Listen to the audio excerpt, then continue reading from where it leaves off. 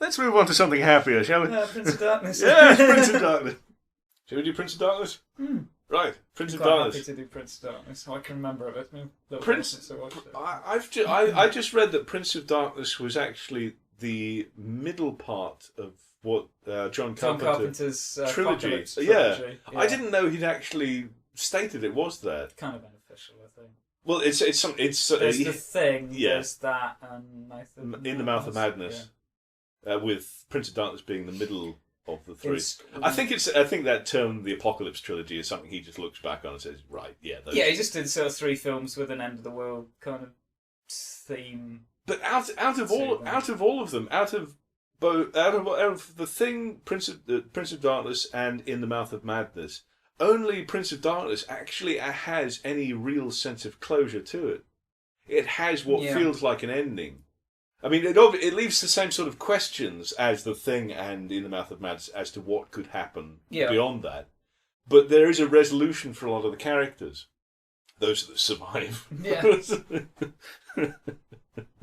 The thing that appeals to me about it, I think, is that, again, I love that, the whole professor and students teaming up to go and kind of study something weird. I always quite like that. Yeah, we've talked about that before. Sort of slight Ghostbusters-esqueness to it, but I don't know, it kind of grounds it. It grounds outlandish ideas really nicely, I think. It's like, we've got a load of like scientists and pretty grounded realists here, and now we're going to throw them into the middle of a story that's essentially about, tell you what, the Bible was real, but it just couldn't really explain it properly because we didn't have astrophysics. It's basically what Prince of Darkness is. There is a battle between light and dark, but it's about matter and antimatter. So it brings physics into a theological debate. Which I think is really quite nice. And that somehow Earth actually got caught in the middle of some big interstellar war, and the big bad guy's child got exiled here on Earth, and he's the Antichrist. But I mean, he's in a big tube in the basement of this weird church in the middle of LA. But it doesn't spell all of that out to you. Oh, I've ruined it now then. No, I'm saying the film doesn't spell all that out to you. It drip feeds you the information and leaves you to you sort have of to piece kind it all of together pin yourself. it together after watching it probably about 6 times. You get to get, okay. It doesn't sort of come along to you like some sort of deranged Scientologist and tells you this insane... God and the devil are real, but it was just by the way we interpreted it, they were angels, but really they're from outer space. Yeah. And it's transdimensional. Or from the space between the spaces. And we can't explain it, don't worry about it. Just write angels. Yeah. Takes up less ink. Yeah. Just put angels and gods and people, they'll get it.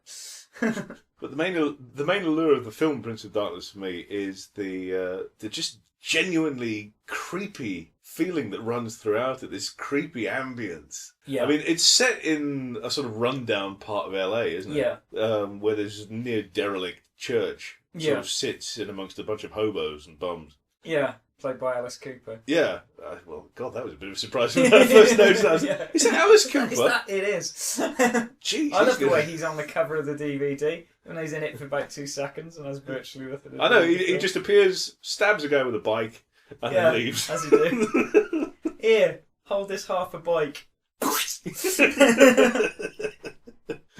But Alice Cooper aside, it's this genuine creepy feeling that runs throughout the entire thing. Mm. There is a genuine sense of dread over the entire film. Carpenter, when he's at his best, sort of before the mid-90s. Where he started doing remakes like Ghosts of Mars or whatever. Yeah, when he started doing mad stuff like that. When he's at his best, nobody does creep-in terror like that guy. I mean, the Thing is so skin-crawlingly...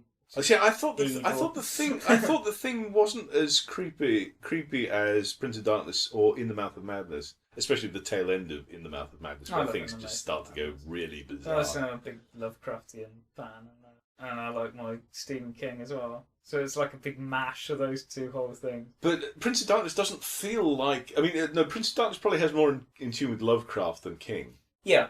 But I was talking about Mouth of Madness. Yeah. But Prince of Darkness doesn't feel like it's nodding to anything specific. It feels unique. It's very unique. I definitely don't think I've seen a film that kind of does anything like that. And I love that idea. In the stuff that I write, I don't think in my mind, in the universes that I've sort of created, there's a line between science and the paranormal. There's what's been discovered and what hasn't been proven. Yeah, and it's like magic and superpowers and stuff are kind of interchangeable and intermixable and all that kind of stuff, and Prince of Darkness does that wonderfully. It walks this wonderful line between Science God, and the supernatural. devil, and science, and it kind of tries to pull them all together into this thing and try to point out that actually there isn't religion and science. There's just two different ways of looking at the same thing. I can't remember. Was it Isaac Asimov or was it Arthur C. Clarke that said any technology of sufficient advancement would appear like magic to a more primitive mind? I wouldn't like to say. I'm going to hazard a guess and say it's Arthur C. Clarke because that sounds like the kind of thing. It does. Asimov was kind of more about he was more robotic. Yeah, so I think we'll probably go with. Yeah, I'm going to run with Clarke. It sounds like a 2001 kind of. And then I'm going to read through all the messages saying no. It was yeah, such when and such. everybody in the mum quotes on it, goes, guys knew nothing. Probably be about right. We're movie buffs. We don't do literature. I don't do books. I like the idea of books. I have many leather-bound books. And my house smells of rich mahogany.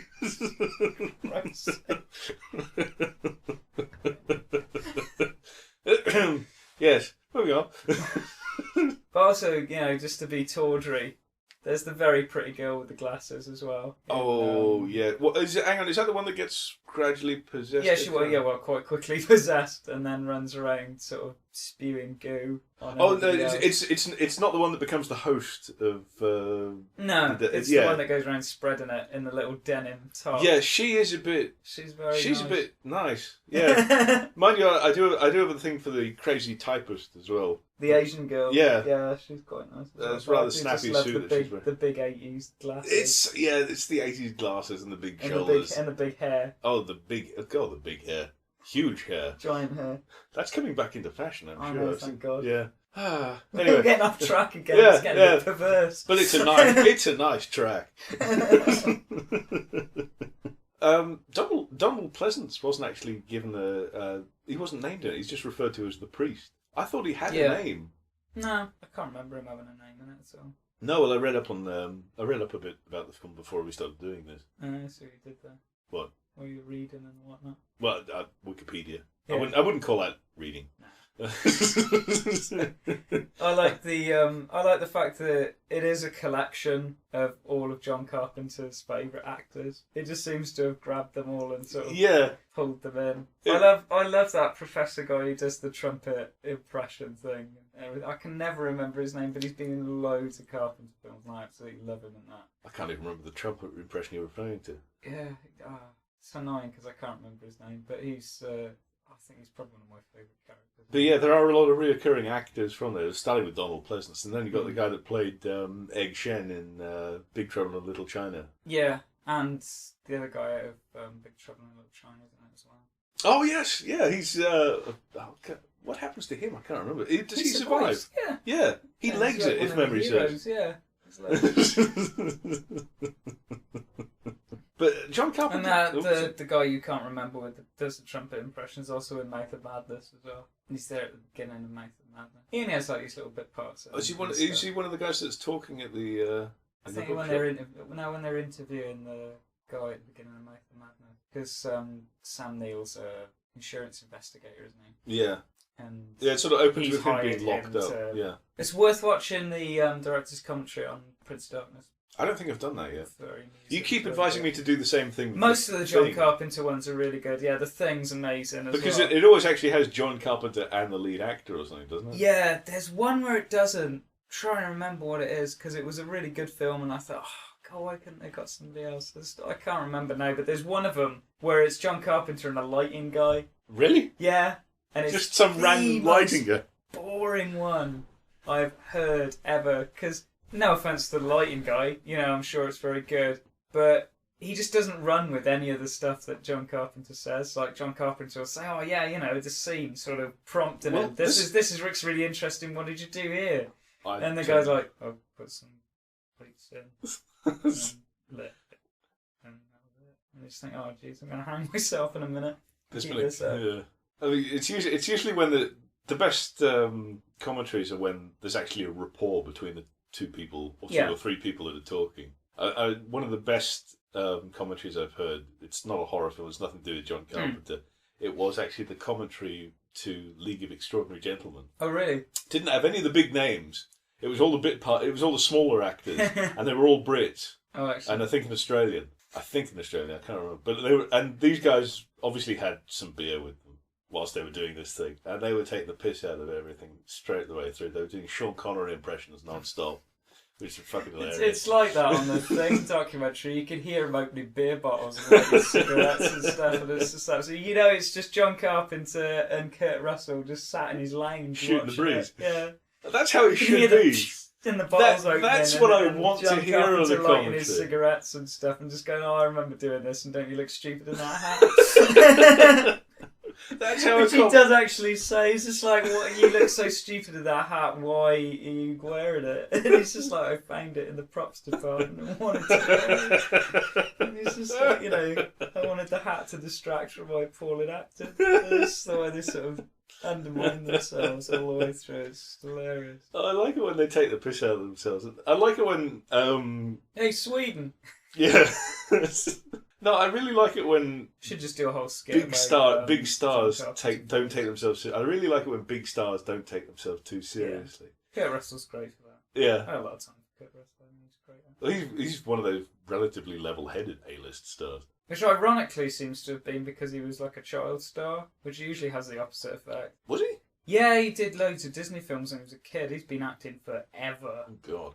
He's been acting since he was like So not only was 6 or so something. not only was he a child star, he was a child star for Disney. Yeah. That should just automatically make him evil. Yeah, it's mainly like, drug-addled suicide usually. Yeah.